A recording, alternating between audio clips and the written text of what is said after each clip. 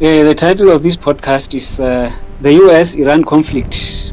What if Khamenei had surrendered? This is the question I asked myself when the US first struck Iran. Uh, and then I went on to online to find the answers. So what's happening? Why should this happen? Then this is what I found. Uh, in this, I will explore several important questions when it comes to this situation. And there were sought to be negotiations between the US and Iran just before the US started to strike Iran. Now, I wanted to know what was in the negotiations, what was discussed there. Yeah, so I listed them in this way. What were the United States demands during negotiations? What did Iran refuse a deal? What could have happened if Ayatollah Ali Khamenei has uh, given up to the United States negotiation terms? How wealthy was he compared to his struggling population? And what does this conflict mean for global politics and the future of the Middle East? Let's break it down carefully. Background: why the US and Iran are enemies. To understand the conflict, we must go back to history. Iran and the United States were once allies before the 1979 Iranian Revolution, when the Shah of Iran was overthrown and replaced with an Islamic government hostile to Western influence. Part 2. What were the US demands in negotiations? During the negotiations between the United States and Iran, Washington pushed for several major conditions. The main US demands included strict limits on Iran's uranium enrichment, international inspections of Iranian nuclear facilities, and strict limits uh, uh, on ballistic missile development, reduced regional military influence. Some American officials even demanded a complete halt to Iranian enrichment, something Iran considers a violation of its sovereignty. In earlier agreements like the 2015 nuclear deal, Iran agreed to reduce its uranium stockpile, cut centrifuges by two-thirds, allow inspections by international nuclear watchdogs. In return, it was agreed that Iran would receive sanction relief and economic reintegration. Part 3. Why did Khamenei refuse to accept US terms? Ayatollah Ali Khamenei, Iran's supreme leader from 1989 to 2026, believed the US demands were excessive. He argued that negotiations with the US were designed not to solve problems but to force Iran into submissions. His concerns were: 1. The US could use inspections to spy on Iran. 2. Limiting missiles will weaken Iran's defense. 3. Western pressure aimed to reduce Iran's regional influence. Khamenei also distrusted the United States after Washington withdrew from the 2015 nuclear deal in 2018. Part 4. What if Khamenei surrendered or accepted the deal?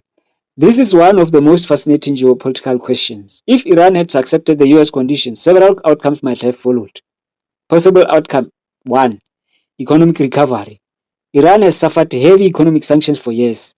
Accepting the deal could have resulted in lifting of sanctions and foreign investment, improved oil exports, stabilization of the Iranian currency. Iran's economy has struggled with inflation, unemployment, and protests partly due to sanctions. Possible outcome 2. Reduced risk of war. A successful agreement could have prevented Israeli strikes on nuclear facilities, US military involvement, regional escalation in the Middle East. Possible outcome 3.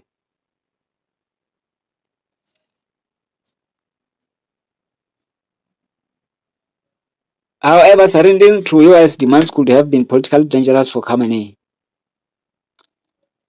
That is a possible outcome 3. Political backlash inside Iran. However, surrendering to US demands could have been politically dangerous for Khamenei.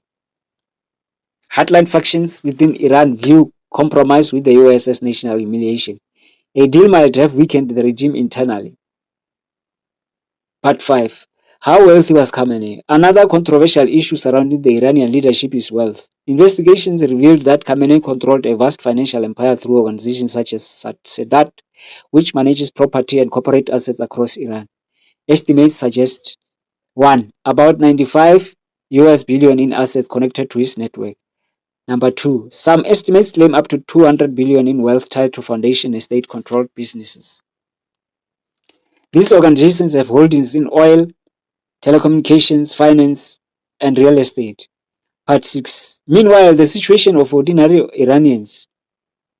While the leadership controlled vast wealth, many Iranians face severe economic hardship. Iran has struggled with high inflation, unemployment, currency collapse, sanction limiting international trade. Part 7.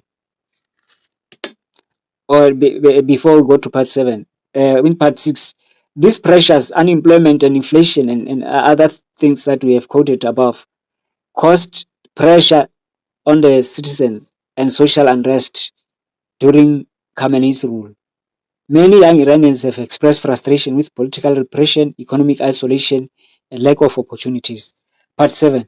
Why this conflict matters globally.